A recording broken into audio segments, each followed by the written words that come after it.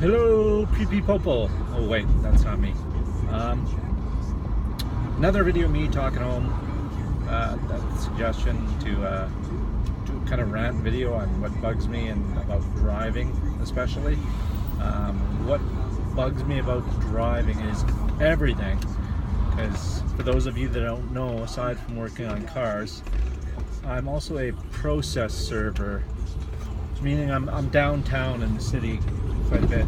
For those of you that don't know where I live, it's Edmonton. We're a city of about, I think at last check, it's 1.2 million people or something. It's a fairly large city with a very large downtown core, which means it's very busy down there. So I spend a lot of time down there, downtown, in and out of high rises and parking and all the associated pain in the ass stuff that goes with that. Picking up envelopes from law firms to go deliver to people and serve them. I'm stuck at a crosswalk here watching people go by. Hutterite family going by. Those women look hot in their Hutterite dresses. Yeah, so anyway, that's one of the things I do is pick up a lot of things downtown and deliver it all over the place. I serve people at home and their things. I basically just deliver them papers that tell them they're being sued or divorced or what have you.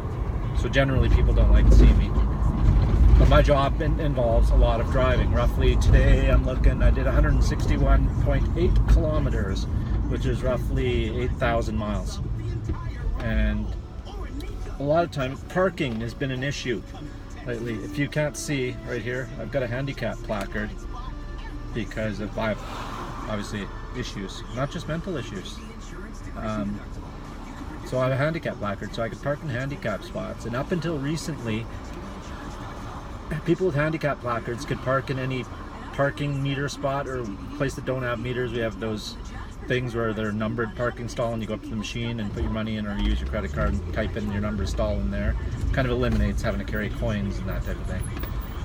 And so we were allowed to park there. People with handicap placard don't get ticketed for parking in those spots for up to 2 hours, which is great because they did a study and there's only a total of 90 handicap parking spots in all of downtown Edmonton, which is not near enough.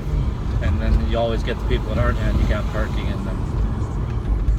And even I, though I'm allowed to use them, I don't always use them. If I'm feeling good and my legs are good, I won't park in them. I'll park in a regular spot. So yeah, so that's a thing. Like we can park in those up until recently. And they've changed that because now they're switching to an automated system that uses cars with cameras mounted on it that just drive by and scan everybody's license plate as they go by and check it via radio signal with the computer to see who's paid for parking. And then they don't put a parking ticket on your window anymore. It just automatically gets sent to your address that is on your registration. And so they claim that there's no way to do that with handicap spots. And there's numerous ways around it. Like they can give people with handicap placards passcode to use in the machine so they don't have to pay, or they can issue them an RF chip that goes in their handicap placard so the scanner cars pick that up and realize it's not one to be ticketed. So due to a bunch of people ranting and raving, myself included, about this, they've decided to dial it back and put that plan on hold until September, and then they're going to look at it and rethink it, how they're going to implement. But another thing that bothers me, and again it's mostly about parking, driving, I could go on for days about what bothers me about people's driving, but parking is a big one.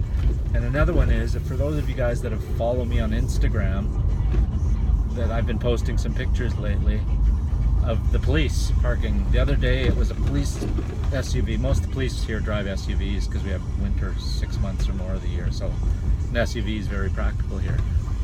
And it was an SUV parked just off a major avenue, very popular avenue here, right in front of a fire hydrant, and which is fine. I'm not against the police. I appreciate the police and all they do, and realize that they have special privileges that some of us don't, rightfully so, and parking is one of them. But in this case they'd parked in front of a fire hydrant, which I don't even bother stopping for a minute, and they're parked there to go pick up pizza from a pizza place for their lunch.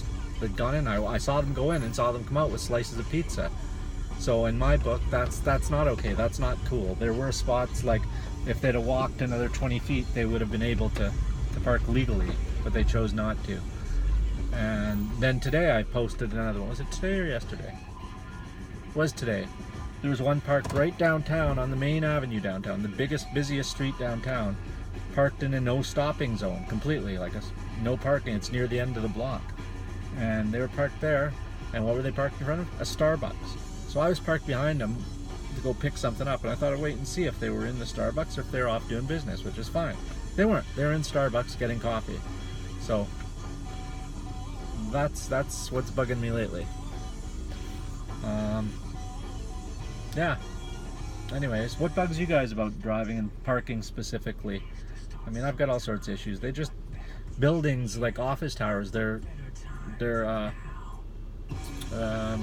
densifying our downtown and tearing down some of the 4 or 5 story buildings and building 40 story plus buildings, and they're not having any loading zones. It's bad enough that they don't have parking garages for the employees and stuff, for visitors, clients, customers that go there, but there's no loading zones for me to park. So where am I going to park? I got to pull up illegally.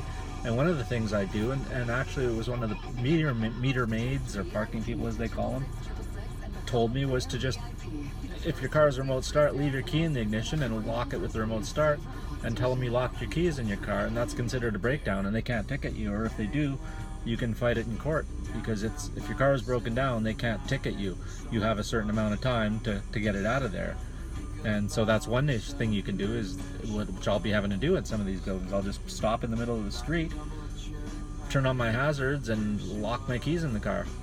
And another one is I can just turn on the hazards and raise my hood up and say, what, it's broken down, what do you want me to do?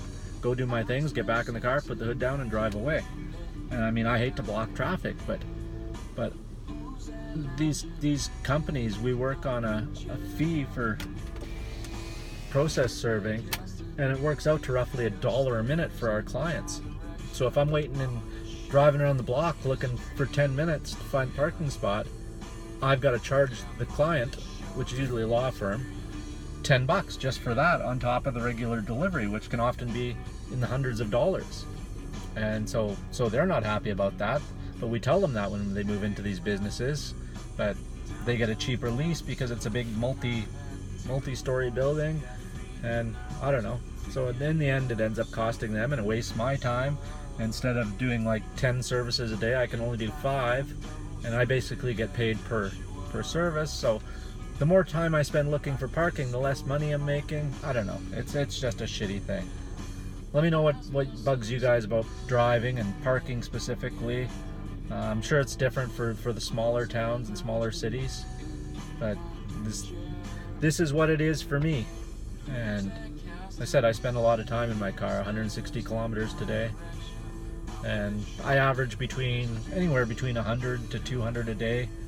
And yeah, that's it. Although this is my last week of working for a month, I booked the entire month of July off, so that'll be awesome. I might do some work in there, but I don't have to. I booked the whole month off, so you'll probably be seeing more videos of me doing stuff. So yeah, thanks for watching. Have a great day, and I'll see you in the next video.